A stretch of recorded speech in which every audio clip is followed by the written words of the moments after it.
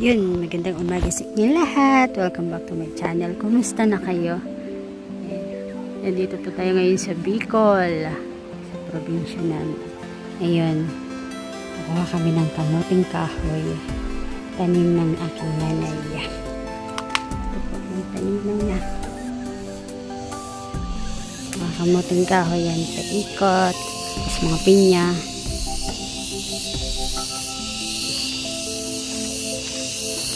Ito yung tanim ng aking nanay.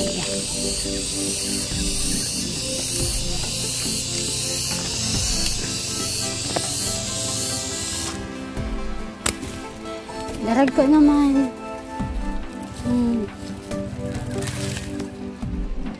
Ate Nora, mabakal ka.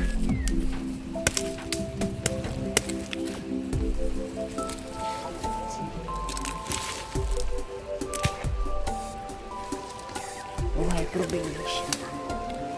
Tinanim.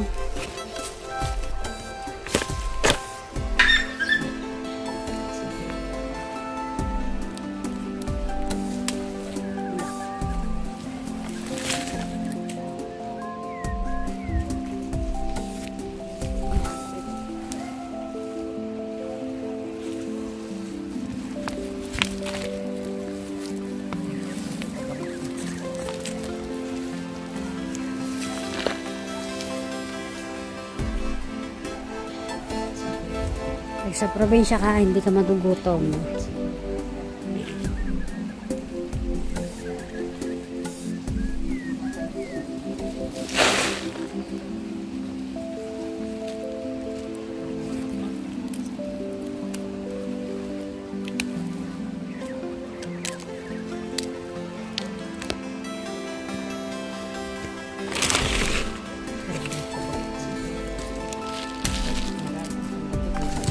Kabagyo, nasira ng bagyo, kaya napayata kasi nung ilang beses nagbagyo.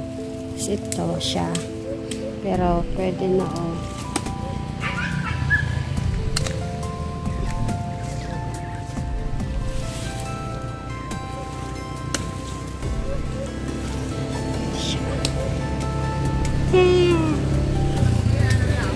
lapit lang sa kalsada.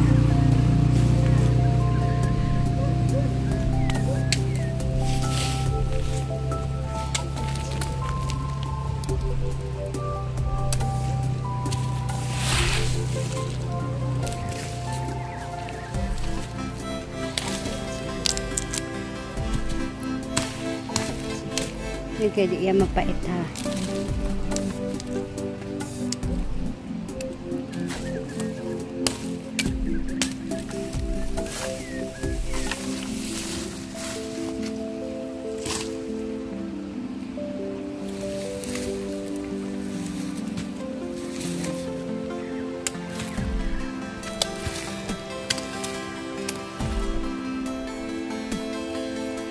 Abot na doon sa tanim ni mama, tapos may kabila pa.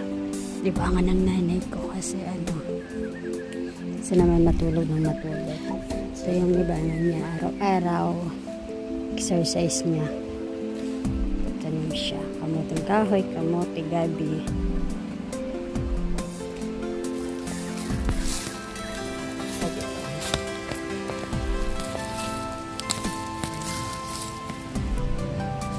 Panay ulan kasi tapos bagyo, kaya parang pumayat yung mga kamuting kahoy, pero pwede nyo din gawa ng merienda.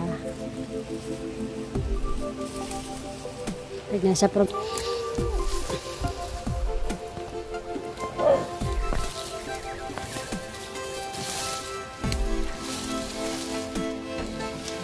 nasira na. Yung iba nasira na kasi panay ulan nga.